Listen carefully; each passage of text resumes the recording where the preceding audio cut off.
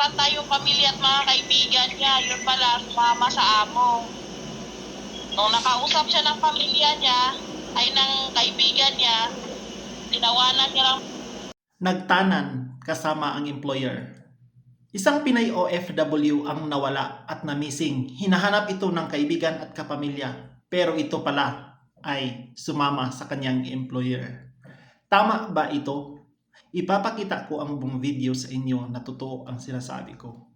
Ayan, mamaya magbibigay ako ng reaksyon dito. Ito pang isa pa. Melody, ano yon? Isang sinabi mo sa akin. Grabe Humingi naman ng yan, tulong sumama dahil sa amo niya. Tago ng nawala daw yung babae. Yung pala, sumama sa amo. Nagtanan siguro. Diyos ko, ano ba naman kayo? Nagtanan sila ng amo. Sana guys, sa mga Nagtataranta yung OFW pamilya at dyan, mga huwag na huwag ninyong kaibigan gagayahin niya. ko, Yun pala, sumama sa amo.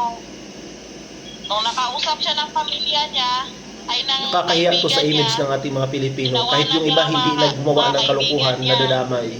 O ayan. ito nag-alala sa kanya. Nasa maayos naman daw siya yung kalagayan. Ayan. Ha? Narinig niyo po. Sukat ba namang sumama sa among lalaki? At nagtanan. Yung amo, iniwanan yung asawa niya. Sumama doon sa Grabe. babae kasambahay. Pinag-aalala yung mga kaibigan, mga kamag-anak, mga mama lang pala sa amo niya. Kasalanan mo magmahal ng amo. Charot. Oo nga, si ate nagmahal ng amo. Alam mo, maghihiwalay din yan. Yung reaksyon ko dito sa isang Pinay OFW na sumama sa kanyang employer or nagtanan kasama ang kanyang employer at iniwan ang asawa ng kanyang employer. Ito yung masasabi ko. Tama ba ang ginawa mo? Sinira mo ang pamilya ng employer mo dahil sa pagmamahal mo sa employer mo.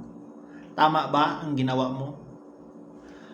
Alam mong isang kamalian yan. Hindi lang ikaw ang mapapahiya, kundi buong angkan ng mga Pilipino dito sa ibang bansa. Unang-una lang yan ang masarap kasi bago pa lang kayong nagmamahalan. Pero kapag kayo ay nahuhuli, siguradong i-deny ka ng inyong employer at sabihing inaakit mo siya. Kapag ikaw ay nakulong, siguradong hihingi ka ng tulong sa ating gobyerno or sa ating embahada. Tapos kapag hindi agad natutulungan, ikaw pa ang galit or tayo pa ang galit na alam naman natin na kasalanan natin. Yan ang mga ugali ng Pilipino. Gumagawa ng mali, pero kapag sa kagipitan na, marami ang madadamay. Napakababa ng tingin ng mga ibang mga lahi sa ating mga kapwa Pilipino dito sa ibang bansa. Dahil sa gawain ng ating mga ibang mga kababayan dito sa ibang bansa. Pumapatol sa mga employer, pumapatol sa ibang lahi dahil lang sa pera. Hindi iniisip ang mga kapwa Pilipino basta magkaroon lang ng pera para lang sa kaligayahan. Wag na wag mong sabihin nagipit ka.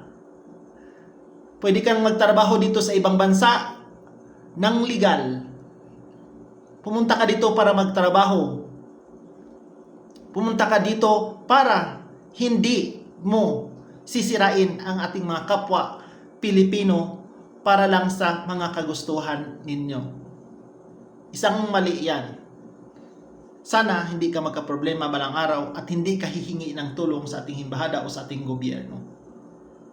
Huwag na huwag niyong tularan ang mga ganitong tao kasi ito ay nakakasira sa imahe ng pagka-Pilipino natin. Kasi kaya minsan napakababa ang tingin sa atin dahil sa gawain ng ating mga kapwa OFW dito sa ibang bansa. Yun lang and have a nice day. Please follow, like, and share para updated kayo sa susunod na video. Maraming salamat.